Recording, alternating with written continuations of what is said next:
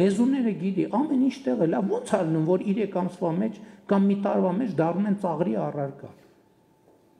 Նույն պատճառով, որտեղ ինքն էլ չգիտի ինքը ինչ է անում, մենք էլ չգիտենք ինքը ինչ է անում, ոչ մեկ չգիտի ինքը ինչ է անում, ու ոչ մեկ չգիտի ոչ մեկ ինչ է անում։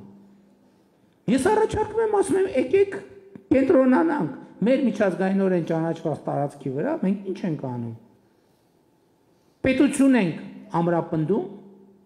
պետություն ենք հաստատում, զարգանում ենք, հարստանում ենք եւ հարստացնում ենք։ Հարստանում ենք անհատները հարստանում են եւ այդքանով հարստացնում են պետությանը։ Ասում եմ, եկեք մոդել դնենք, որ պետությունը պետք է ուժեղացնի անհատին, մարդը պետք է ուժեղացնի պետությանը։ Ոնց պետք է պետությանը անհատին մարդուն ուժեղացնի։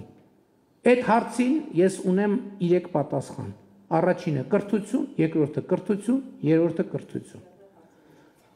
4-5-րդի մասին կարող ենք 4-5-րդի մասին մտածենք։ Երբ որ ես այո ինձ համոզմունք այս ասում եմ հարգելի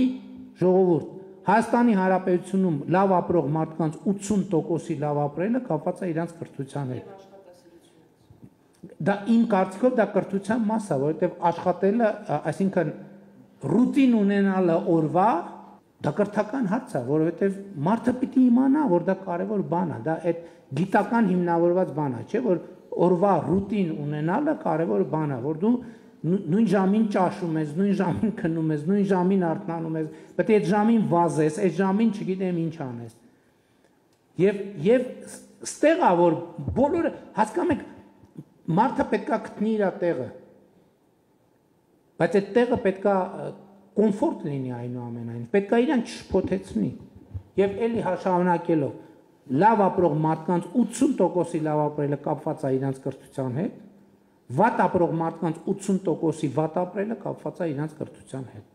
Ես դրան միանշանակ համոզված եմ, ես իմ աշխատանքի, պրակտիկ աշխատանքի արդյունքում եմ, ես դրա ամեն օր ես աշխատում եմ գոնե 10-20, առավոտ շուտ մի ժամ էլ շուտ եմ արթնանում, 10-20 քաղաքացու նամակ կարդամ, որովհետև ինձ հետաքրքիր է։ Ու ես մարդու տեքստից արդեն գիտեմ իր խնդրեմը ինչ է։ Ինքը ինձ գրել է, ասենք ենթադրենք 10 տող նամակ է գրել։ Արդեն ես տեքստից գիտեմ ինչն է, որտեղ է իր խնդրեմը, եւ այդ տեքստերն են, որ ինձ բերել են այս եզրակացության։ Հետևաբար կադրը ոնց հաջորդ խնդիրն էլ կա։ Եթե մեր դպրոցների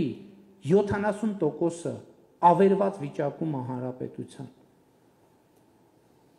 կառավարությունում կներեք լավ կադրը ինչի պետք է գա աշխատի, դուք ինչի պետք է գա կառավարությունում աշխատեք։